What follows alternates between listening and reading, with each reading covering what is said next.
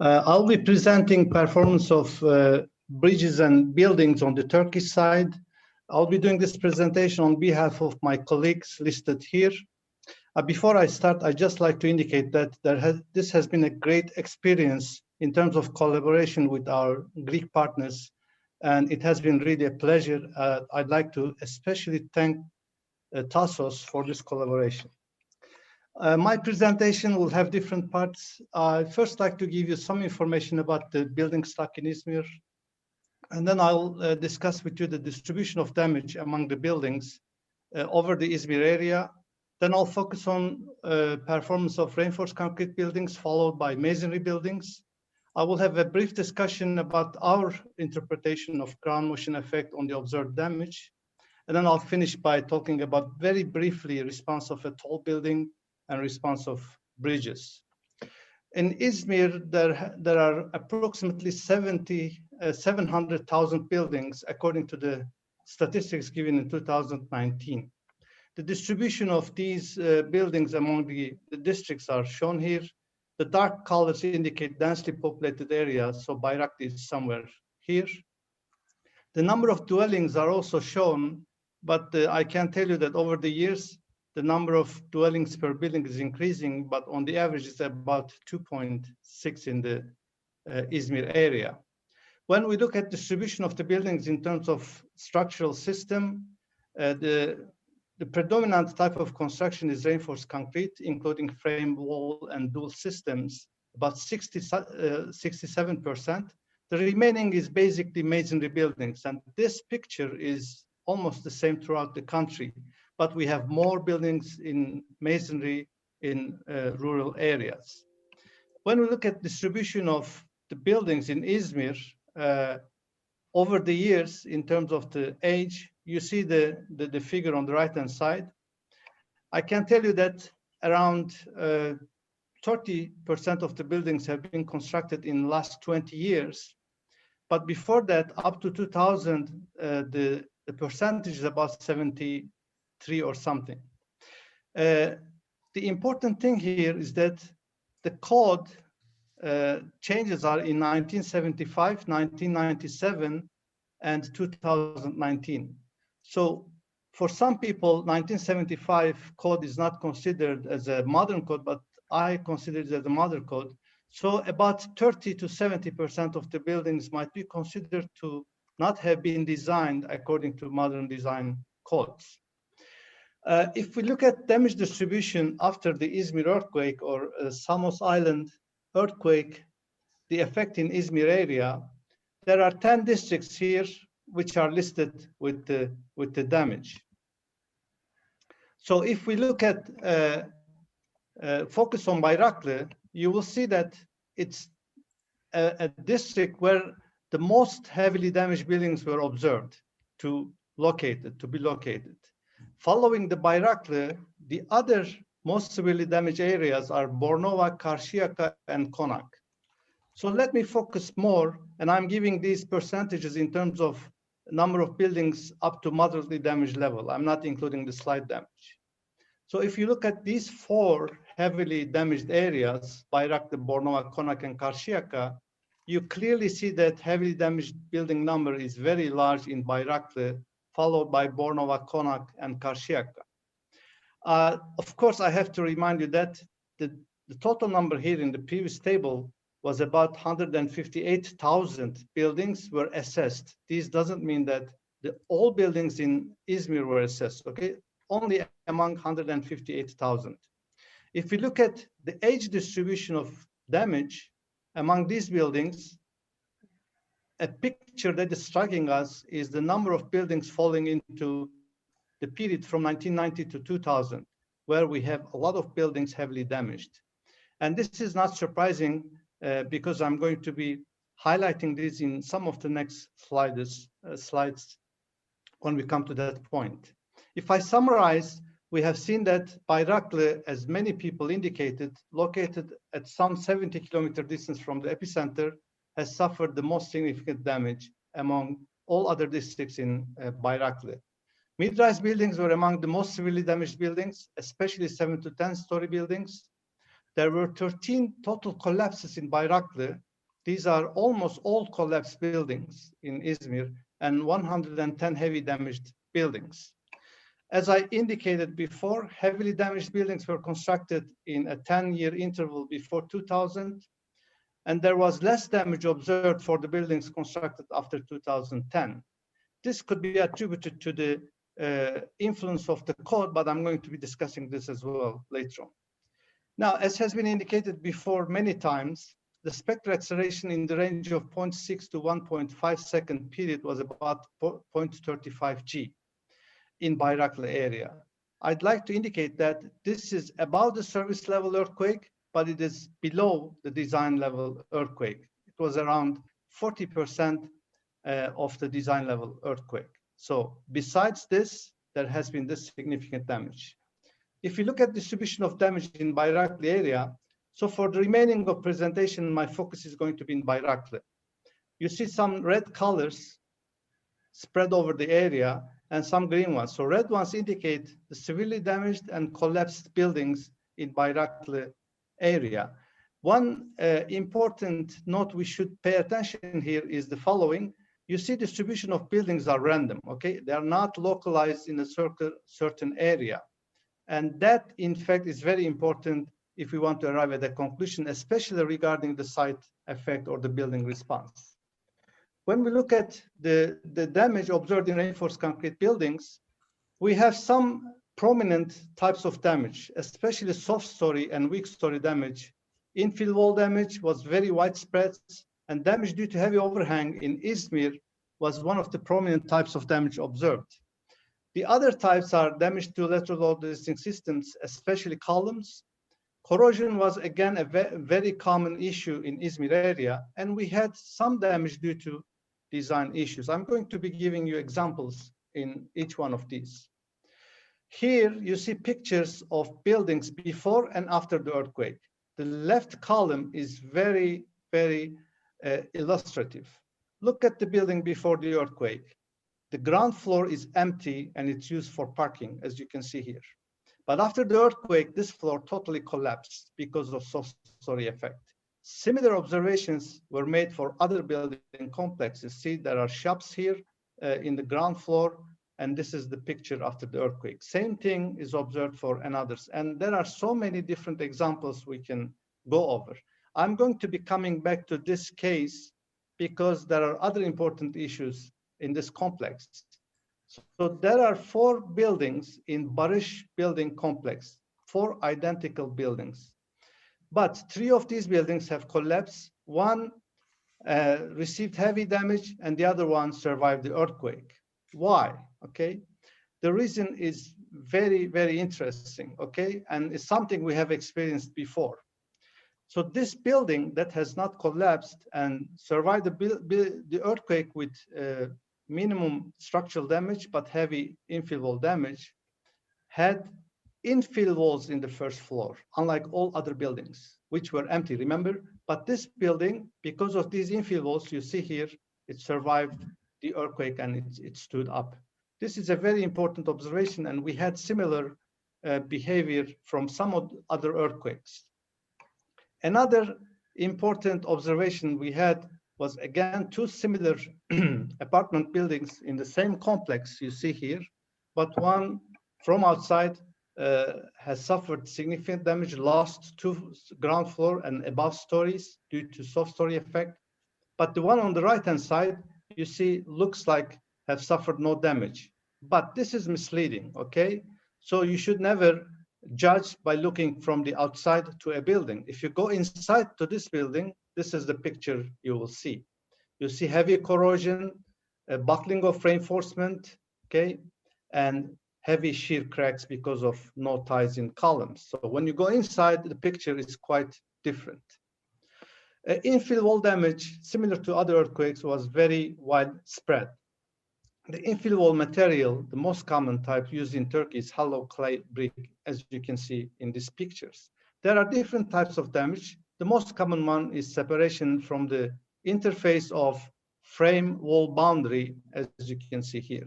The other types are diagonal cracking, shear, and crushing of the infill walls.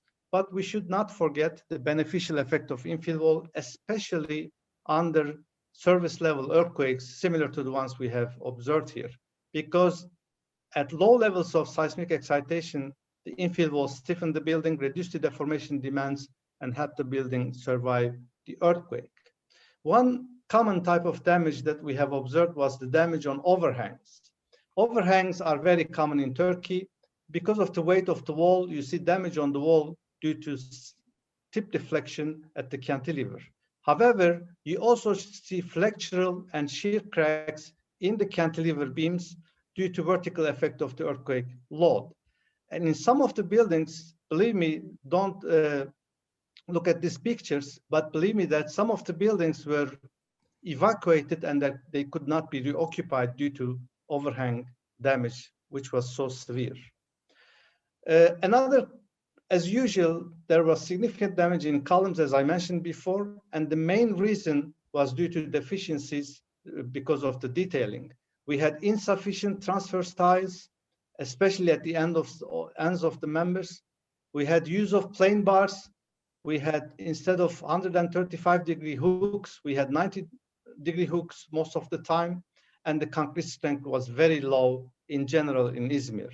That had led to coarse spalling, as you can see here, buckling of the reinforcement, and shear cracking, as you can clearly see in this column. Now, if we look at the other type of indirect damage, which was corrosion, it was very common in Izmir, especially at the basement and ground floor of the buildings, at the bottom end of the columns. This has led to significant loss of the area, reaching almost 60% of the area. And this, of course, has led to spalling of concrete during the earthquake and made obvious these type of corrosion effects in the buildings. Well, there was an interesting observation in several buildings in the area. Relatively recently built buildings suffered extensive non-structural damage. Okay, this building, specific building, had a core wall, but it had a large opening on the slab at the center. Because of the earthquake and large deformations, infill walls had this extensive damage throughout all the floors. But there was no structural damage in none of the structural members in this building. The reason is the following: although there was a core wall, the core wall was not connected to the building due to a diaphragm, so diaphragm action was not available here. Due to this lack of diaphragm action, the shear wall could not help the building limit the deformation demands, so we have experienced this significant damage in non-structural members. If I wrap up the damage for reinforced concrete buildings, there were many other damage types that we have seen in other earthquakes, but to highlight some important ones, the discontinuity of frames was very common, and large openings, as I mentioned before. Soft story and heavy overhangs was among the most common type of damage observed.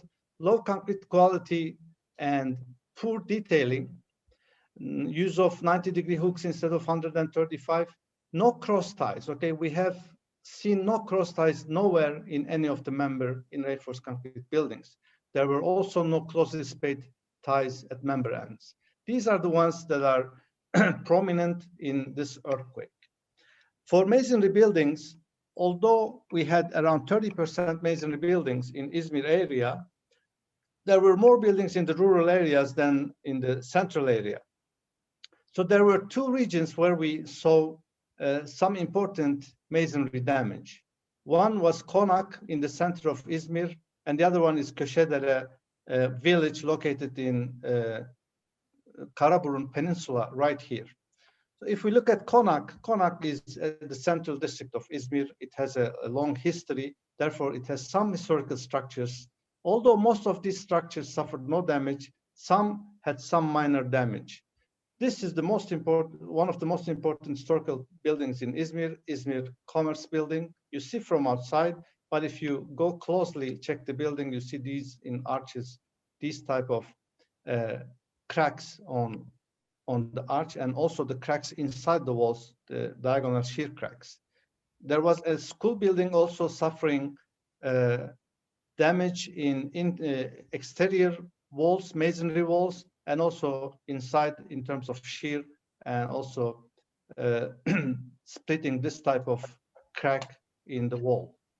When we look at Küçükdere, where there were basically old traditional rubblestone buildings, the damage is very typical from other earthquakes. You see the damage in the wall, especially in the corner of the walls. There were about 40 buildings suffering different levels of damage in Köşedere. Although it's 75 kilometers away from the epicenter, the buildings which are very old suffered some significant typical damages we observed for these non-engineered buildings.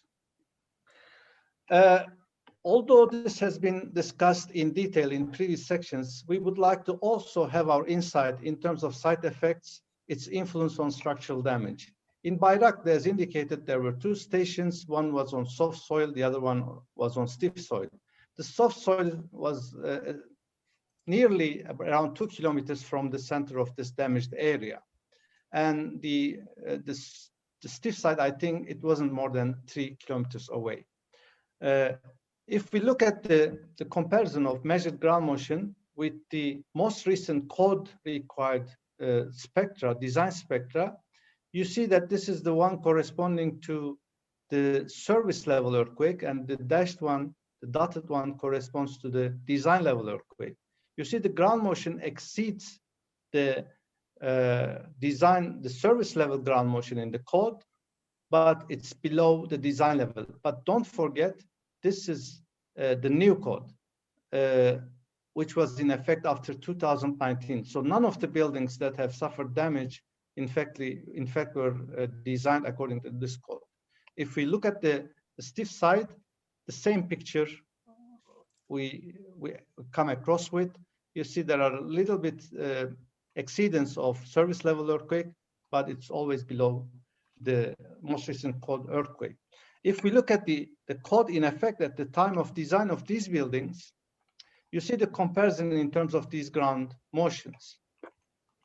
Here in the soft soil side especially, this solid line corresponds to 1975 code, whereas this dashed line corresponds to 1997, and this thin line corresponds to the most recent code. You see in the stiff soil side, we're below the code level, but here we are close, especially at 1.5 seconds. But for structures in the range of 0.8 to 1.4, we're well below the code level.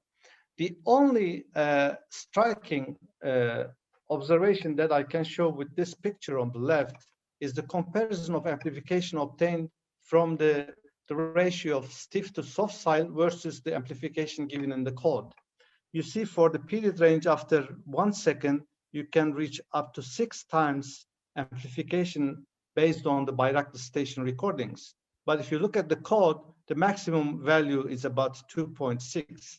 So that might be interpreted as the code shape for such specific or special sites may not be appropriate. If I summarize, we had observed higher intensities in the range of 0.6 to 1.5 second period range due to amplification. And we know that most of the buildings suffering damage were constructed after 1975 code, but still this demand is less than the requirement, the design level earthquake of that code.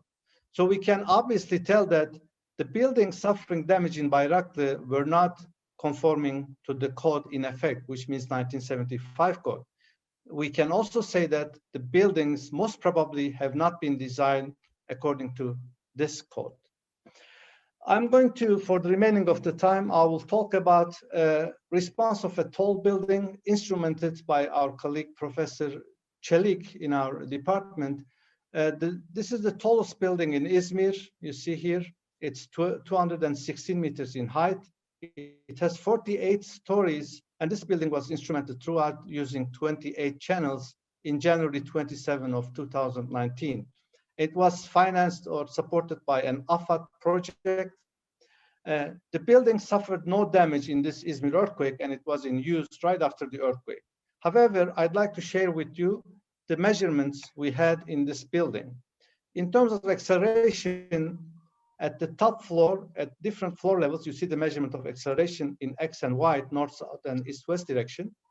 The maximum acceleration at the basement was 0.11 g, but at the top floor was 0.28 g. If we look at the displacement, you see displacement plots obtained from the measurements. The maximum displacement at the 48th floor was 16 centimeters. This is pretty small, and it really explains why we had no damage in this building. Regarding bridges, although the title of this chapter includes bridges, we don't have any significant damage in bridges constructed in the area. Our colleagues, they have examined 19 bridges following a path as shown here by the red line, and these are the locations of bridges they have examined. And there were no sign of any damage due to this earthquake in these bridges. And we should also indicate that they are 70 kilometers away from the epicenter.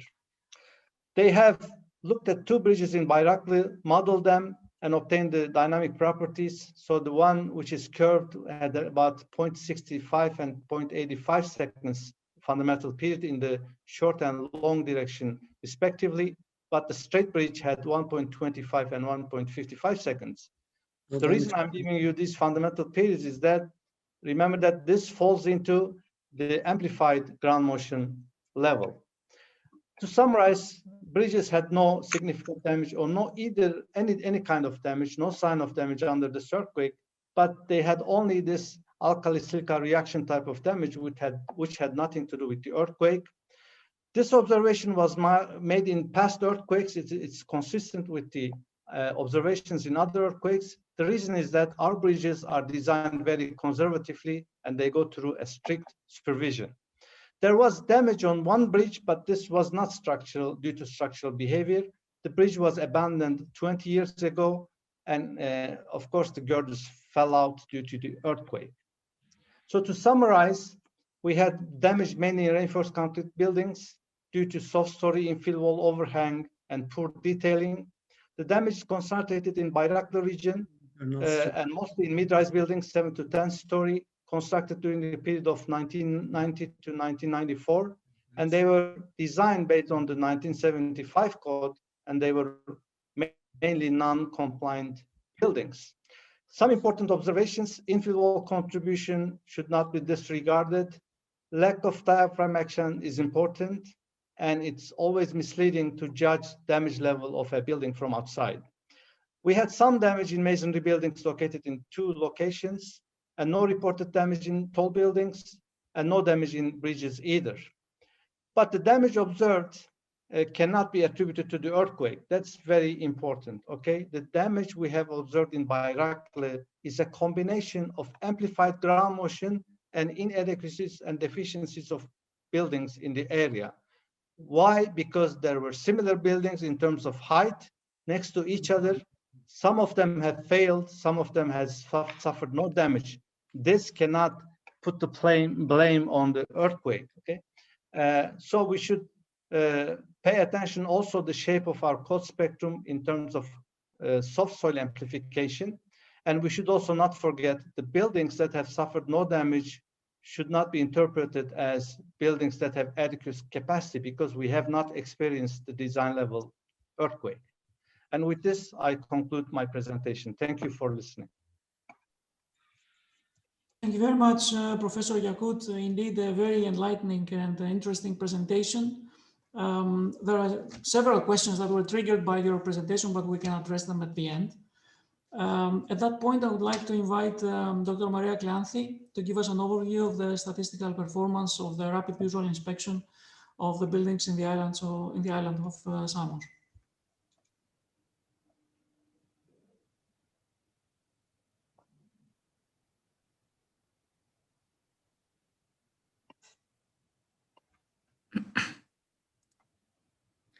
Good afternoon.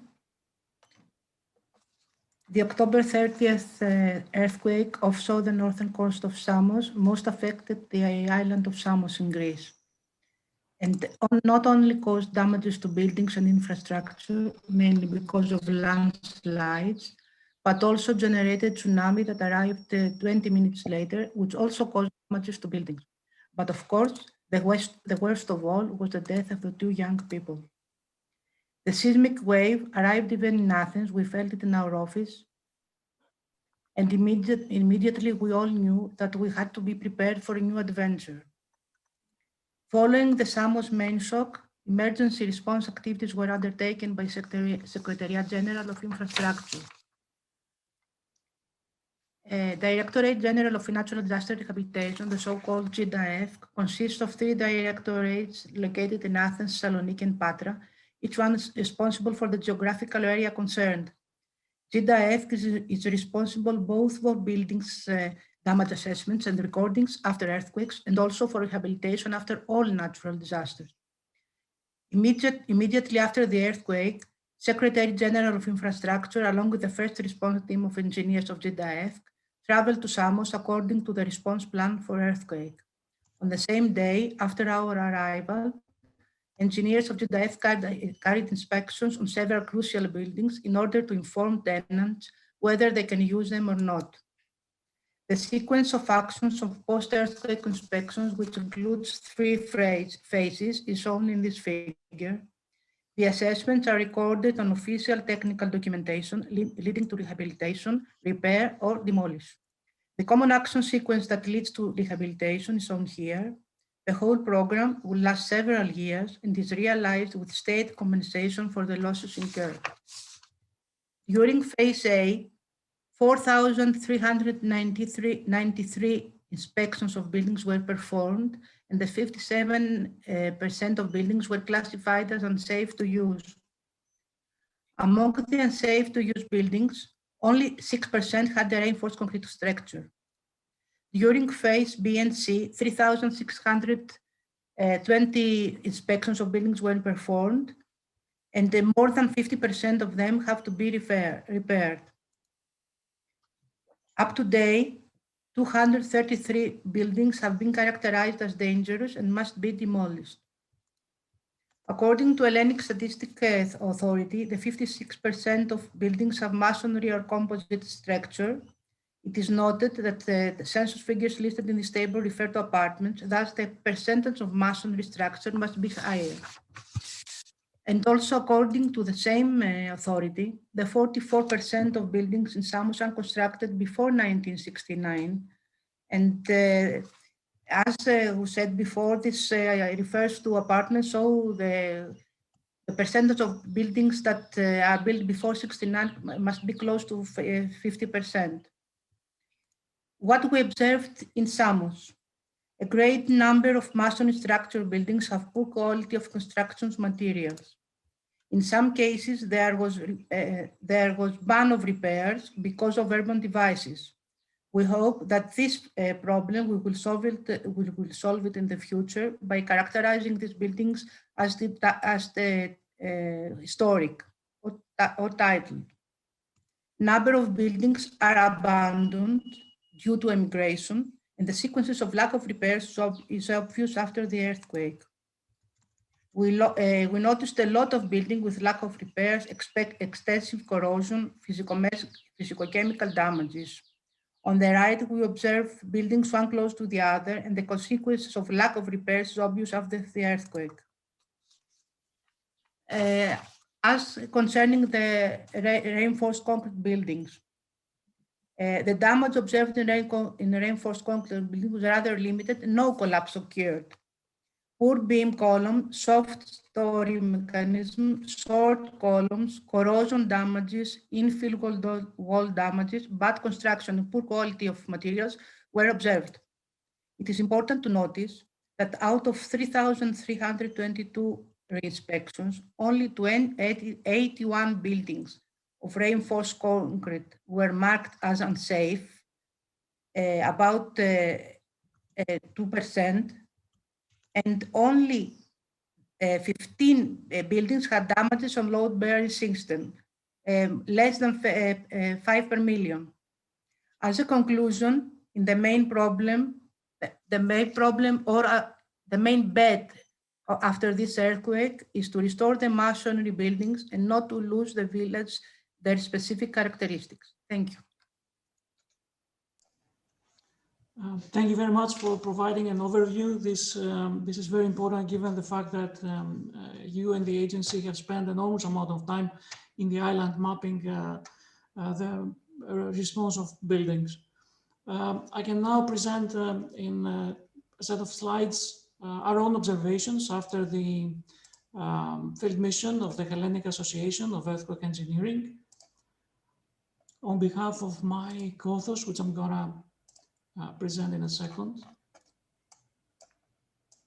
So the Hellenic Association tried to reach the island during the pandemic, and this was not as straightforward as it would have been in another occasion.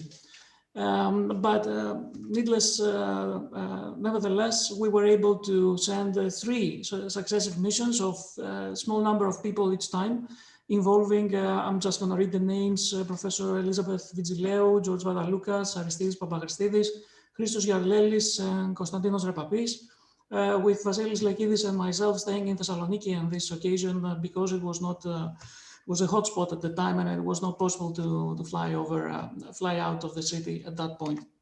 So that's an honorary, let's say, figure of the people who managed to reach the island almost immediately after the earthquake occurred. A little bit of context, actually, in terms of seismic codes and in terms of the distribution of the building stock.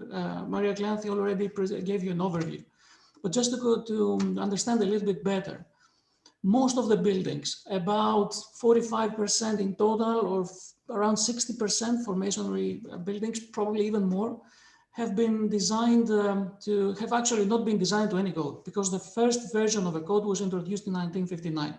And this was only involving a seismic coefficient for horizontal loads with a value that was differentiated according to the soil conditions from 6% to 12%. Then in 1985, there was the first kind of preliminary version of seismic code, but a great step actually at the time, introducing seismic detailing and a triangular profile of the horizontal loads in conjunction with frame analysis for multi-story buildings, and a version of simplified capacity design, which greatly enhanced. It was a great step at the time. In 10 years after, in 1995, response spectrum analysis was introduced, and a more appropriate capacity design concept was introduced to be further refined in 2000 and by using the Eurocodes later on a performance-based approach. But you can see clearly here that the majority of the masonry structures have not been designed to any code, and even reinforced concrete structures, most of them have been pretty substandard. With that in mind, we will assess, or I'm going to share with you some slides about the damage that was observed. These are the spectra of the ground motions that were recorded by the Institute of Engineering Seismology of Thessaloniki, ITSAK. For context, the design PGA in the island is 0.24 G. So we could reasonably say that in most frequencies, this corresponds to the design earthquake or less, in fact. And probably the maximum amplification would coincide with periods of 0.5 seconds, that is, let's say 5 stories, which are quite rare in the particular island. Most of the buildings have periods that are quite short and lie within the range of 0.2, 0.25 spectral acceleration. What we're currently doing in the association is that whenever an earthquake happens in country or abroad, our field mission is using a tool that we have developed to collect rapidly and actually store in an easier way the information and the data and photos on a map, and then process them statistically based on a mobile app. I'm not going to go to deal with that at all. This is just for context. Apparently, we didn't have the chance to inspect a great number of buildings, but statistically, it was pretty much showing that 2/3 of the buildings, or at least of those inspected by our team, were of unreinforced masonry. In terms of structural performance, reinforced concrete buildings overall performed quite well, we would say. Buildings designed to modern codes did not experience significant damage, which is quite good as a message that when we're implementing the modern codes, we provide the appropriate strength and ductility to resist seismic loads. Of course, there are exceptions, as you're going to see in a while. There was localized damage as expected in terms of infill panels in plane and out of plane, and of course all the problems that we typically observe in cities in the Mediterranean region in terms of irregularities and other deficiencies of the buildings. Some examples of in-plane and out-of-plane failure of infill panels. Professor Yakut Ahmed very nicely showed how beneficial this might be in terms of energy absorption in several cases. Limits deformations, provides stiffness for a short to moderate period structures. Most of the cases it has a beneficial effect. So this damage is repairable. Okay, it's tolerable, we would say. On the other hand, there are examples of damages that have been failed by design, we would say, because of lack of transfer reinforcement, because you can observe here the buckling of longitudinal rebars. You can even see smooth reinforcement, which is not allowed for quite many years in Greece.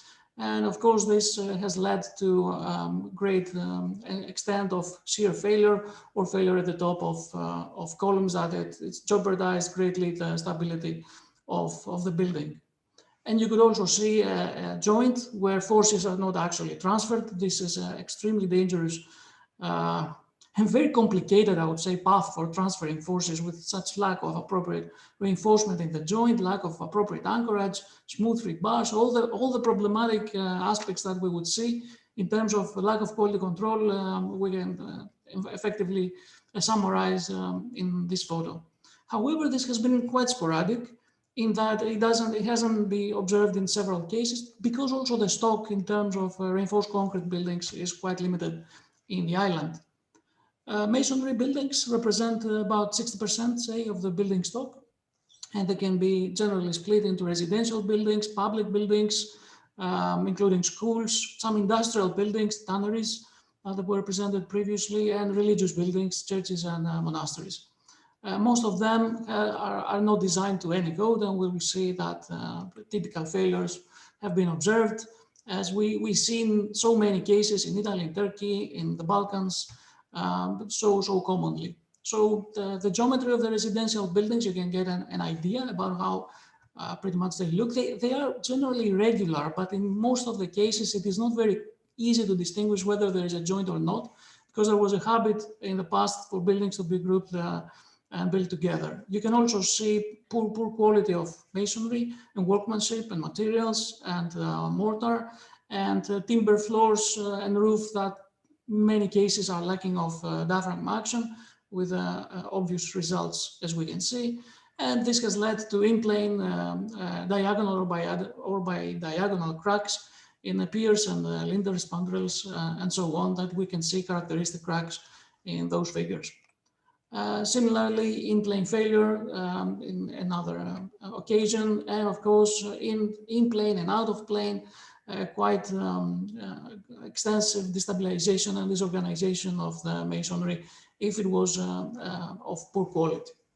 Out of plane failure was also very extensive in these cases because we observed everything that has been typical in these earthquakes, like detachment of walls at the corners, out of plane deformations, out of plane collapse, vertical cracks propagating all the way from the bottom parallel to the wall facade, and all the common aspects of out of plane masonry failure. Some additional images to get a better idea about what has been observed. So this overall has been very extensive. In most cases, it didn't lead to collapse and fatalities, but this is not something that we could rely on, given that the earthquakes with higher peak ground and spectral accelerations have been recorded and will happen in the future as well in the region. So it is probably a warning for what needs to be done in the future. Another very important aspect that also Dr. Kleathi mentioned is that buildings that have been abandoned. In fact, one of them, unfortunately, killed 2 teenagers after the main event. This is something that has to be addressed. It relates to the entire region of Greece, because in many cases, there are structures that have not been maintained at all for decades.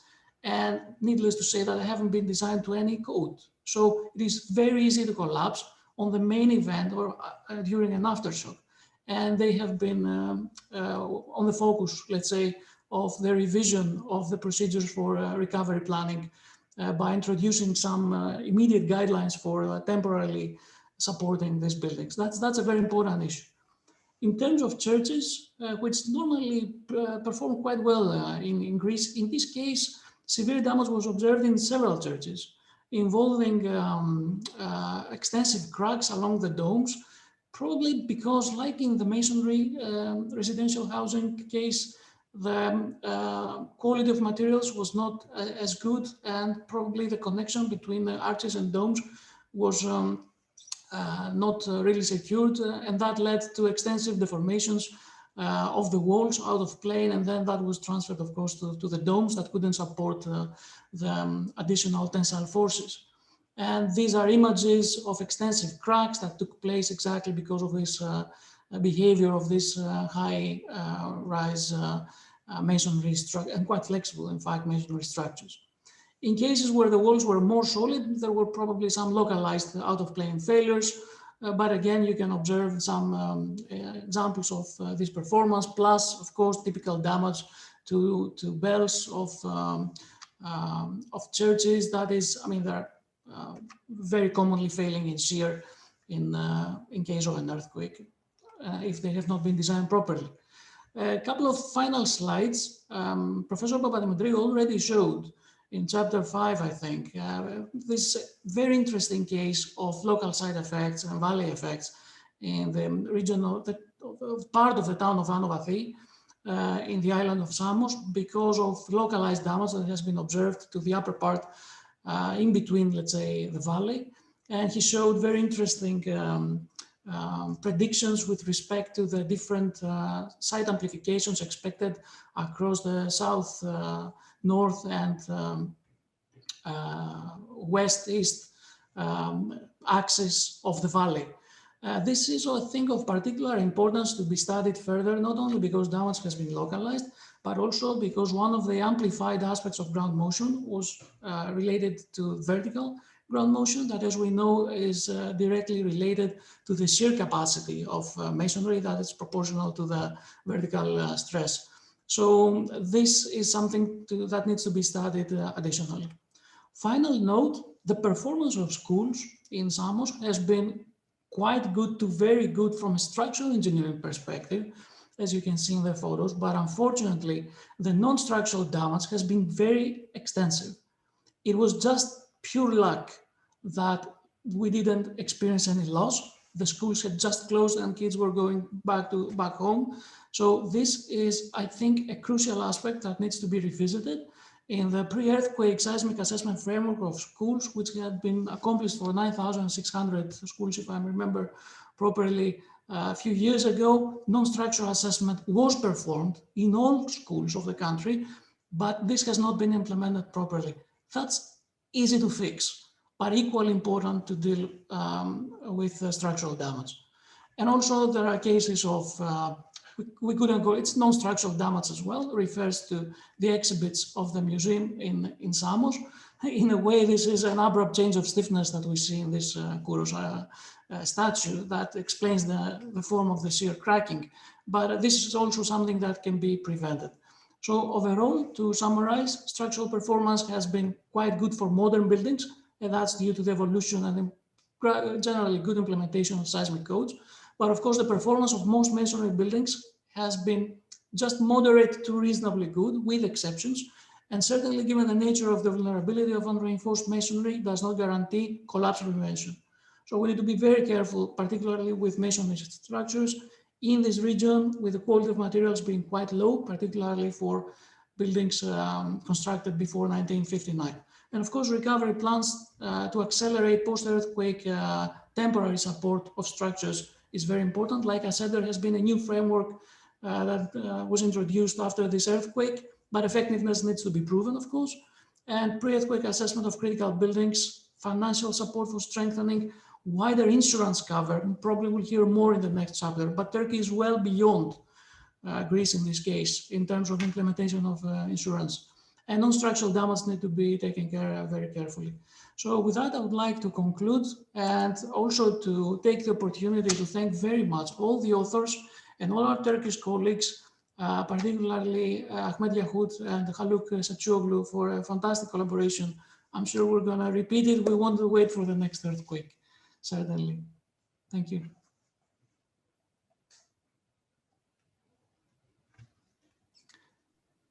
Okay, somebody needs to chair this session and open the floor to questions. In terms of timing, I believe we're running probably late. There are some questions addressed to Professor Yakut. President Tassos, we have already answered them by typing, so there is only one remaining for you. You saved the day by doing so. Thanks very much, Ahmed, for saving the time. So we can just see what the question is. Where you place the fundamental period of typical big Greek churches like the ones damaged on Samos. Yeah, okay, this depends on the width of the walls, apparently, and whether they've got steel ties to provide a degree of diaphragmatic action. I would say pretty much where you estimated, but in that case, I think it was not that much the amplification of ground motion, but rather the lack of appropriate connections.